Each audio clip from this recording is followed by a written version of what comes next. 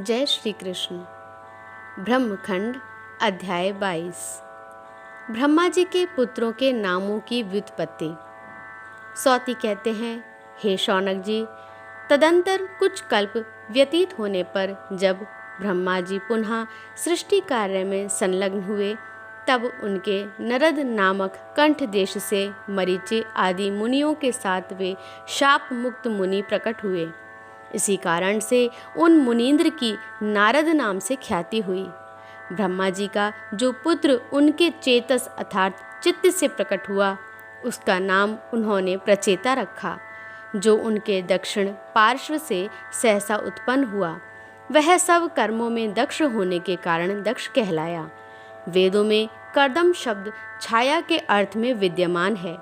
जो बालक ब्रह्मा जी के कर्दम अर्थात छाया से प्रकट हुआ, उसका नाम कर्दम रखा गया। इसी तरह मरीचि शब्द वेदों में तेजो भेद के अर्थ में आता है। अतः जो बालक तत्काल अत्यंत तेजस्वी रूप में प्रकट हुआ, वह मरीच कहलाया।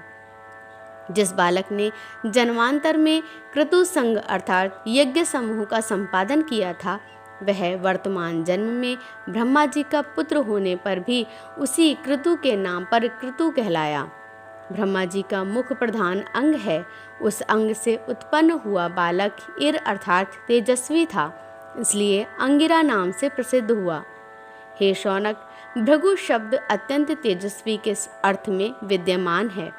ब्रह्मा जी से उत्पन्न जो बालक अत्यंत तेजस्वी हुआ, उसका नाम भृगु हुआ। जो बालक होने पर भी तत्काल अत्यंत तेज के कारण अरुण वर्ण का हो गया और उच्च कोटि की तपस्या के कारण तेज से प्रज्वलित होने लगा, वह अरुण नाम से विख्यात हुआ। जिस योगी के योग बल से हंस उसके अधीन रहते थे, वह परम योगींद्र बालक हंसी नाम से विख्यात हुआ। तत्काल प्रकट हुआ जो बालक वशीभूत और शिष्य होकर विधाता का अत्यंत प्रीति पात्र हुआ, उसका नाम वशिष्ठ रखा गया। जिस बालक का तप में सदा प्रयत्न देखा गया तथा जो संपूर्ण कर्मों में संयत रहा, वह अपने उसी गुण के कारण यति कहलाया। वेदों में पुल शब्द तपस्या के अर्थ में आता है और ह स्फुट अर्थ में। जिस बालक में स्फुट रूप से तपस्या का समूह लक्षित हुआ, वह उसी लक्षण से पुलह कहलाया।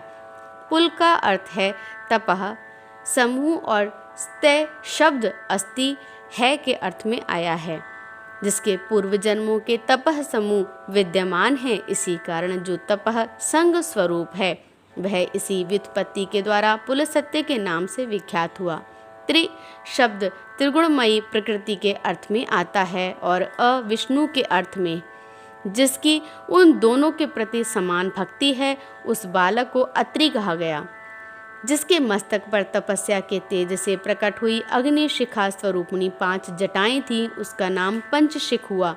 जिसने दूसरे जन्म में आंतरिक अंधकार से रहित प्रदेश में तप किया था, उस शिशु का नाम अपांतरतमा हुआ। जो स्वयं तपस्या करता और दूसरों को भी उसकी प्राप्ति करा सकता था तथा जो तपस्या का भार वहन करने में पूर्ण समर्थ था, वह अपनी इसी योग्यता के कारण वोणु कहलाया। हे मुने, जो बालक तपस्या के तेज से सदा दीप्तिमान रहता था तथा तपस्या में जिसके चित्त की स्वाभाविक रुचि थी, वह रुचि नाम से प्रसिद्ध हुआ।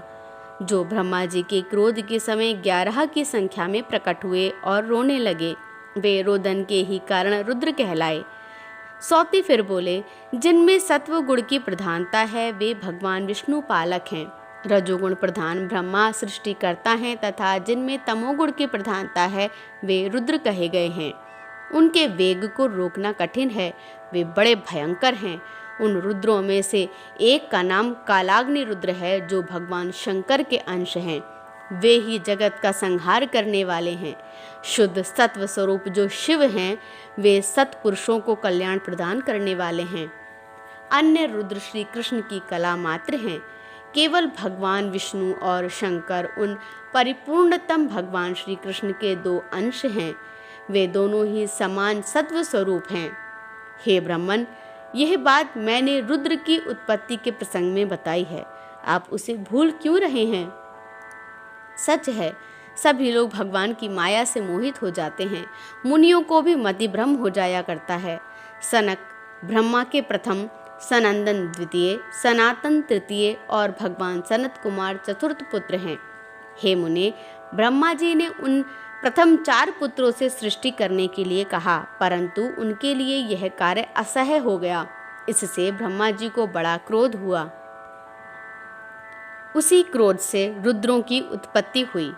सनक और सनंदन ये दोनों शब्द आनंद के वाचक हैं। वे दोनों बालक भक्ति भाव से परिपूर्ण होने के कारण सदा आनंदित रहते हैं, इसलिए सनक और सनंदन नाम से विख्यात हुए। नित्य परिपूर्णतम साक्षात भगवान श्री कृष्ण ही सनातन पुरुष हैं। जो उनका भक्त है वह भी वास्तव में उन्हीं के समान है, इसलिए वह तीसरा कृष्ण भक्त बालक सनातन नाम से विख्यात हुआ। सनत का अर्थ है नित्य और कुमार का अर्थ है शिशु। नित्य शैशव अवस्था से संपन्न होने के कारण इस बालक को ब्रह्मा जी ने सनत कुमार नाम दिया। हे मुने, इस प्रकार मैंने ब्रह्मा जी के पुत्रों के नामों की व्युत्पत्ति बताई। अब आप क्रमशः नारद जी के आख्यान को सुनिए।